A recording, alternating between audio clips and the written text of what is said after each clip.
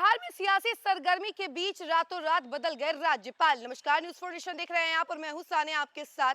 एक तरफ जहां नीतीश कुमार को लेकर लगातार चर्चाएं चल रही थी कि आखिर नीतीश कुमार के बाद बिहार का सीएम कौन होगा, बिहार की बागडोर किसके हाथ में जाएगी, और इसके साथ ही कई सारी चर्चाएं चल रही थी कि आखिर नीतीश कुमार जो है राज्यसभा चले जाएंगे तो बिहार की देखभाल कौन करेगा, सीएम कौन होगा, सीएम चेहरे को लेकर खूब सारी चर्चाएं चल रही थी। नीतीश कुमार के सारे युगों को याद किया जा रहा था, उनके शासनकाल को याद किया जा रहा था। तो उसके बाद देखिए कि अब एक बड़ी खबर सामने आ रही है और वो खबर ये है कि रातों रात राज्यपाल बदल गए हैं और इसको लेकर खूब सारी चर्चाएं चल रही है कि आखिर ऐसा क्यों किया गया है, आखिर क्या हुआ कि 9 राज्यों के राज्यपाल को रातों रात बदल दिया गया है। आपको बता दें कि राष्ट्रपति द्रौपदी मुर्मू ने ये डिसीजन लिया है और उन्होंने देश के 9 राज्यों के राज्यपाल को बदला है। और आपको बता दें कि पहले बिहार में राज्यपाल जो थे वो आरिफ मोहम्मद खान थे, उसके बाद अब नए राज्यपाल बनाए गए हैं। कौन है वो, उनकी भी जानकारी हम आपको जरा विस्तार से देते हैं।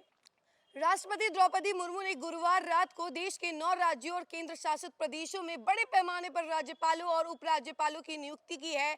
यह फेरबदल ऐसे समय में हुआ जब पश्चिम बंगाल के राज्यपाल सीवी आनंद बोस ने दिन में ही इस्तीफा दे दिया था और तमिलनाडु, बिहार समेत कई राज्यों में राजनीतिक हलचल तेज है।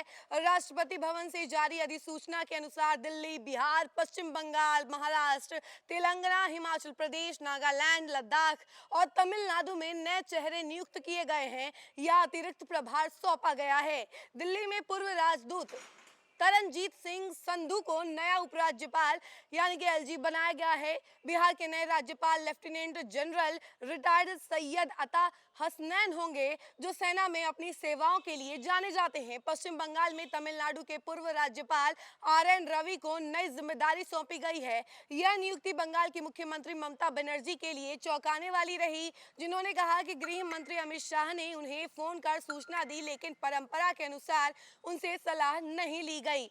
महाराष्ट्र को तेलंगाना के पूर्व राज्यपाल जिष्णु देव वर्मा मिले हैं। वहीं आपको बता दें तेलंगाना में अब हिमाचल प्रदेश के पूर्व राज्यपाल शिव प्रताप शुक्ला राज्यपाल होंगे। हिमाचल प्रदेश में लद्दाख के पूर्व उपराज्यपाल कविंदर गुप्ता को राज्यपाल बनाया गया है। नागालैंड के नए राज्यपाल नंदकिशोर यादव होंगे। लद्दाख से दिल्ली के पूर्व उपराज्यपाल विनय कुमार सक्सेना को नया एलजी नियुक्त किया गया है। तमिलनाडु में केरल के राज्यपाल राजेंद्र विश्वनाथ अर्लेकर को अतिरिक्त प्रभार दिया गया है। ये बदलाव राजनीतिक रूप से संवेदनशील राज्यों में हो रहे हैं, जहां आने वाले महीनों में विधानसभा चुनाव या फिर अन्य महत्वपूर्ण घटनाएं होने वाली है। विशेषज्ञों का मानना है कि केंद्र सरकार ने इन नियुक्तियों के जरिए राज्यपालों को भूमिका दी है, उसके बाद राज्यपालों की भूमिका को और मजबूत करने की कोशिश भी की है। नई नियुक्तियां तत्काल प्रभाव से लागू हो गई हैं और संबंधित व्यक्ति जल्द ही प्रभार संभालेंगे।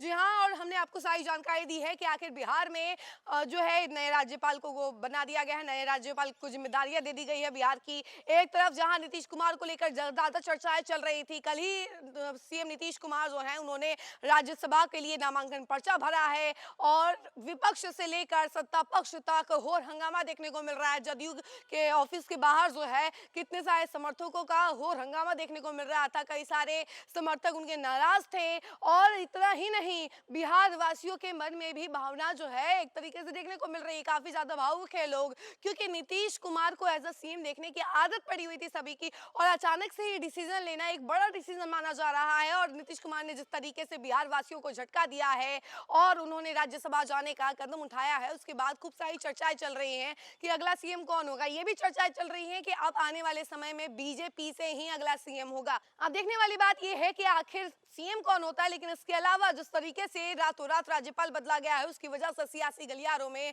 खूब घमासान मचा हुआ है। अब देखिए आगे क्या होता है, लेकिन फिलहाल इस खबर में इतना ही। ऐसी तमाम अपडेट के लिए जुड़े रहे हमसे और देखते रहे न्यूज़ 4 नेशन। धन्यवाद।